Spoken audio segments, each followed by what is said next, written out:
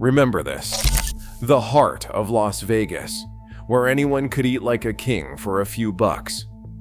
Now, the corporations that own the Strip are systematically destroying it and replacing it with something they call progress. But what if these new, expensive food halls are not an evolution, but a Trojan horse designed to kill the concept of value for good? In this video, we are exposing the corporate strategy to eliminate buffets and replace them with high-margin, low-quality food courts disguised as luxury. What are they so afraid of that they had to destroy one of the city's most beloved traditions? Let's talk about what's really happening here. Vegas buffets were once the crown jewel of the city's food scene, the ultimate symbol of accessible luxury. For decades, these all-you-can-eat wonderlands represented the Vegas promise. Average people could experience extraordinary abundance without breaking the bank. But if you have visited recently, you have probably noticed something alarming. These beloved institutions are vanishing at an unprecedented rate, replaced by what executives are calling elevated dining experiences, essentially overpriced food halls that provide less value while charging premium prices. This is not happening by accident. Casino corporations discovered they could achieve substantially higher profit margins by eliminating what they internally called loss leader buffets and replacing them with individual restaurant concepts that charge separate prices for each item. Think about it. Instead of paying one price for unlimited food, you are now paying individually for each small plate, each appetizer, each entree. The contrast is stark. Historical buffet culture meant value, abundance, and accessibility for everyone. Today's food halls represent segregated pricing, limited portions, and premium costs that add up quickly. And here is the thing: this is not evolution. This is not progress. It is the calculated elimination of a business model that actually favored customers over corporations. What is most frustrating is that there is documented evidence showing buffets were profitable customer draws, not just cost centers. They brought people into casinos, kept them on property longer, and created loyal customers who returned year after year. The corporations knew this, but they discovered they could extract even more money from your wallet through these new models. Let us look at what I am calling the Great Buffet Massacre. The numbers do not lie. In 2019, Las Vegas boasted more than 70 buffets across the Strip and surrounding areas. Today, in 2025, fewer than 12 remain. That is an 85% reduction in just 5 years. Think about that. A cornerstone of Vegas culture nearly wiped out in half a decade. The evidence is overwhelming. Station casinos made the shocking announcement that they were permanently closing all buffet locations across their properties. The iconic Carnival World Buffet at the Rio, once considered among the best in the city, shut down for good. Green Valley Ranch, Red Rock, and Sunset Station saw their buffets eliminated. Aria converted their celebrated buffet into yet another sterile food hall format. The Las Vegas Convention and visitors. Authorities' own data confirms these closure numbers, yet they rarely mention it in their tourism marketing. So what excuse are these corporations giving us? This is where things get interesting. Casino executives publicly blamed COVID safety protocols, while privately citing profit margins as the real reason. During a 2022 earnings call, Tom Reeg, chief executive officer of Caesars Entertainment, accidentally revealed the truth when he admitted that buffets lost an average of $3 million per year per location.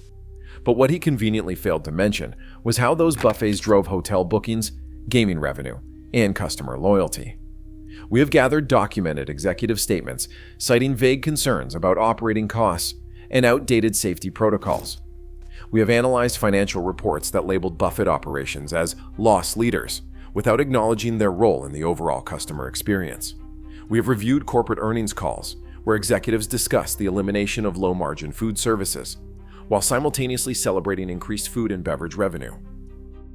Another telling piece of evidence is the comparison of labor costs between buffet staff and individual restaurant staff.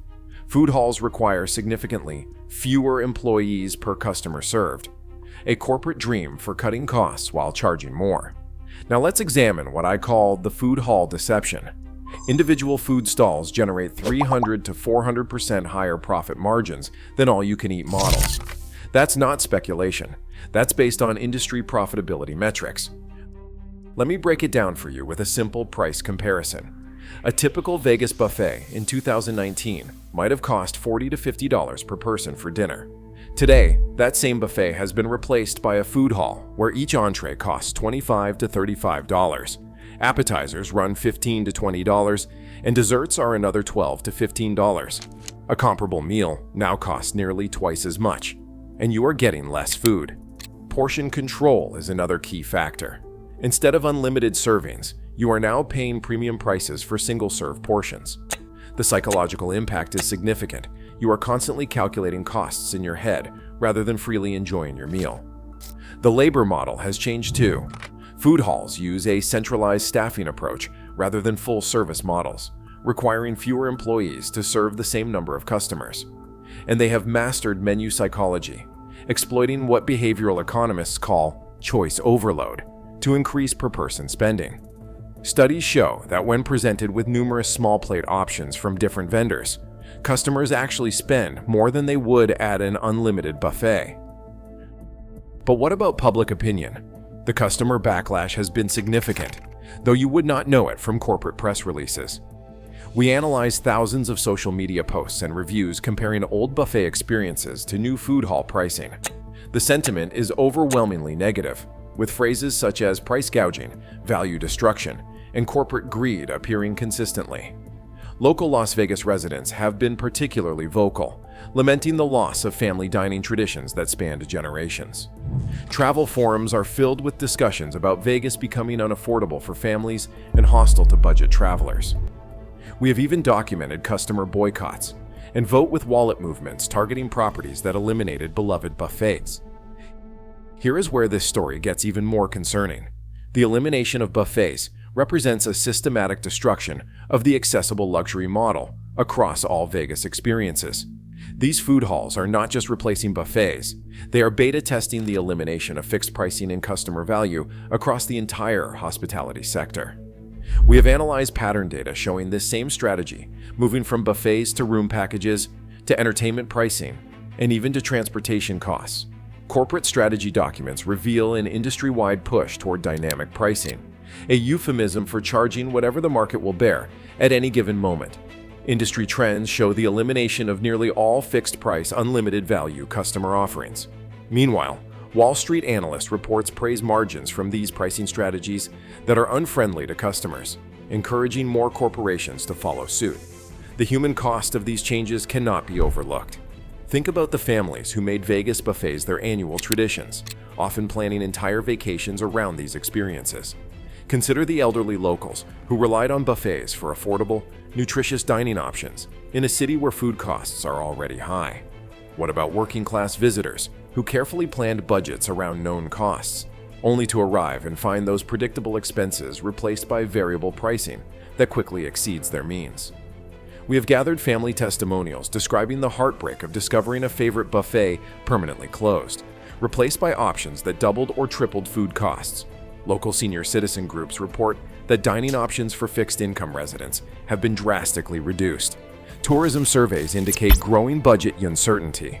That uncertainty is actually preventing family vacation planning. People simply cannot predict what a Vegas trip will cost anymore. Perhaps most significant is the cultural loss of Vegas's democratic dining experience. Buffets were one of the few places where a tourist from Omaha could dine alongside a high roller from Manhattan, both enjoying the same quality and abundance. That equalizing experience is disappearing, replaced by tiered experiences that separate customers based on willingness and ability to pay. So what is the truth? And what is the solution? Let's be clear about the problem. These food halls represent the corporatization of dining experiences. Higher prices, smaller portions, less value, all disguised as choice and progress. They are not innovations. They are profit extraction tools dressed up in fancy marketing. If you still want to experience a true Vegas buffet, your options are limited, but not gone. Support the remaining authentic buffets like South Point, the Palms AYCE, and the few other properties still offering genuine value. Demand transparent pricing when you visit food halls, and resist falling for premium food court marketing language. Recognize these new models for what they are: profit maximization strategies, not customer improvements. and consider patronizing local favorites off the strip that still maintain traditional value models. Here is the final revelation that Vegas corporations do not want you to understand. They did not eliminate buffets to improve your dining experience. They eliminated them because unlimited value was incompatible with unlimited profit extraction. The food halls are not progress. They are corporate colonization of your wallet. They destroyed Vegas buffets and hoped you would not notice the difference. They replaced unlimited value with limited portions at unlimited prices. If you are furious about this corporate theft of Vegas tradition, slam that like button, subscribe for more hospitality industry exposes, and comment about your favorite lost buffet below. Together, we can shame them back to actual value. Now that you know food halls are just expensive buffets without the food, will you keep falling for their premium choice lie?